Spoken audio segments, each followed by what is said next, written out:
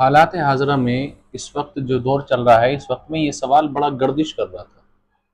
सवाल क्या है कि अवाम अहले सुन्नत व ख़वास अहले सुन्नत और मुसलमानों का कहना ये है कि नबी अकरम अलैहिस्सलात व तस्लीम के बाद कोई दूसरा नबी आना मुहाल है, नामुमकिन है। और दूसरी जगह मुसलमानों का कहना ये भी है कि अल्लाह ताला हर शय पर कादिर है। एतराज़ है ये सवाल है क्या कि एक तरफ तो मुसलमान ये कहते हैं कि रसूल अकरम अलैहिस्सलातु व तस्लीम से अफजल या रसूल अकरम अलैहिस्सलातु व तस्लीम के जैसा किसी शख्स का होना मुहाल और नामुमकिन है। और दूसरी तरफ ये कहते हैं इन्नल्लाह अला कुल्ली शैइन कदीर, कि अल्लाह हर चीज पर कादिर है, अल्लाह कुछ भी कर सकता है। तो जब अल्लाह कुछ भी कर सकता है और अल्लाह हर चीज पर कादिर है, तो फिर ये कहना कैसे दुरुस्त हुआ कि नबी सल्लल्लाहु अलैहि वसल्लम के जैसा ये आपसे अफजल किसी का होना ये नामुमकिन और मुहाल है। तो देखें, सवाल तो बड़ा तगड़ा किया है जी, लेकिन सवाल करने वाला ये चीज नहीं समझता कि हमें सवाल क्या करना चाहिए, क्या नहीं करना चाहिए।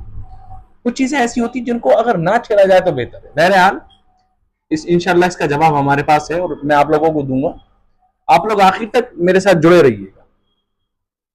रसूल अकरम अलैहिस्सलातु व तस्लीम के जैसा किसी को होने के लिए रसूल अकरम अलैहिस्सलातु व तस्लीम के बाद में होना भी जरूरी है, क्योंकि अल्लाह ताला ने फरमाया मा काना मुहम्मदुन अबा आदिम रिजालिकुम वलाकिन रसूलुल्लाह व खातमुन नबिय्यीन। अल्लाह फरमाता है कुरान पाक के अंदर कि नबी जो है रसूल वो कि तुम में से किसी के बाप नहीं है, और वो अल्लाह के रसूल है और वो खातमुन नबिय्यीन है।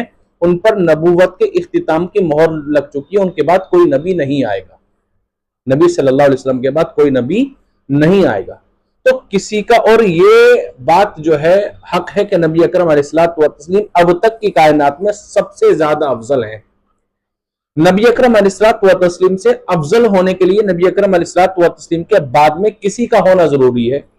हालांकि अल्लाह तबारक व तआला ने ये सद्देबाब कर दिया है, ये रास्ता ही बंद कर दिया है कि नबी के बाद आपके जैसा तो क्या कोई नबी नहीं आ सकता। आपके जैसा नबी आना तो बहुत बड़ी बात है, कोई नबी आ ही नहीं सकता नबी अकरम अलैहिस्सलातु व तस्लीम के बाद, क्योंकि प्यारे आका सल्लल्लाहु तआला अलैहि वसल्लम ने जो दीनी खिदमात हो सकते थे एक नबी के जरिए, एक रसूल के जरिए, वो तमाम हो चुके हैं, वो पूरे हो चुके हैं।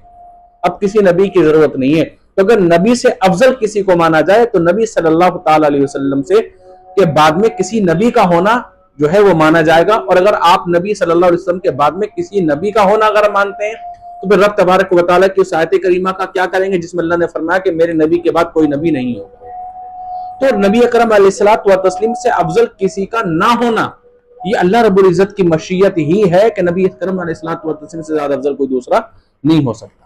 एक बात। दूसरी बात यह है कि ये जो पूरी दुनिया है ना, पूरी कायनात है, रंग रोगन, खूबसूरतियां, रानाइयां, जो कुछ है, इंसान, हैवानात, जिन्नात, नबादात, जमादात, जो कुछ है, रब तबारक व तआला के अलावा ये सब कुछ अल्लाह रब्बुल इज्जत ने अपने महबूब के नूर से पैदा फरमाया।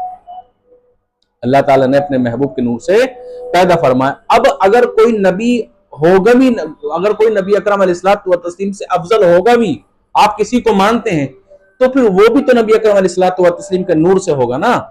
अगर किसी को फर्ज कर लीजिए, किसी को अगर आप नबी अकरम अलैहिस्सलातु व तस्लीम से अफजल मानते हैं तो वो भी तो नबी अकरम अलैहिस्सलातु व तस्लीम के नूर से हुआ, और जो नबी अकरम अलैहिस्सलातु व तस्लीम के नूर से हुआ तो वो नबी अकरम अलैहिस्सलातु व तस्लीम से अफजल कैसे हो सकता है? क्योंकि जो जो चीज नूर से बनी हो जिसके, वो उससे बेहतर कैसे हो सकती है? अल्लाह तबारक व तआला के नूर से प्यारे आका सल्लल्लाहु तआला अलैहि वसल्लम बने, तो ये अल्लाह रब्बुल इज्जत से बेहतर कैसे हो सकते हैं?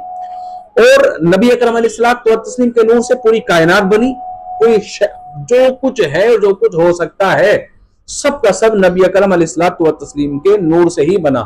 और अगर आप किसी को नबी अकरम अलैहिस्सलातु व तस्लीम के जैसा या नबी अकरम अलैहिस्सलातु व तस्लीम से अफजल मानते हैं तो फिर ये मानना पड़ेगा कि वो नबी अकरम अलैहिस्सलातु व तस्लीम के नूर से नहीं है।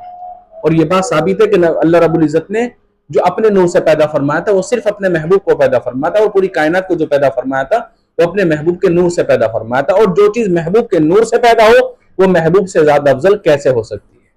इसके अलावा और भी बहुत सारी चीजें, बहुत सारे जवाबात हमारे पास हैं, लेकिन वीडियो बड़ी हो जाएगी इसलिए मैं बात को यही खत्म कर रहा हूं। ठीक है, दो चीजें आप समझ लें इसमें। पहली चीज तो ये, अल्लाह ने फरमा दिया मेरे नबी के बाद कोई नबी नहीं हो सकता, और नबी से अफजल होने के लिए किसी का नबी होना तो कम से कम जरूरी है। और अल्लाह ने फरमाया मेरे नबी के बाद कोई नबी हो नहीं सकता, तो पता चला कि नबी से अफजल भी नहीं हो सकता। दूसरी चीज, अल्लाह रब्बुल इज्जत ने अपने महबूब के नूर से कुल कायनात को पैदा फरमाया। और जब कुल कायनात को अल्लाह ने अपने महबूब से पैदा फरमाया और कायनात में वो शख्स भी होगा जिसको आप नबी से अफजल मान सकते हैं, तो फिर वो नबी अकरम अलैहिस्सलातु व तस्लीम से अफजल कैसे हुआ, जबकि वो नबी अकरम अलैहिस्सलातु व तस्लीम के नूर से पैदा हुआ।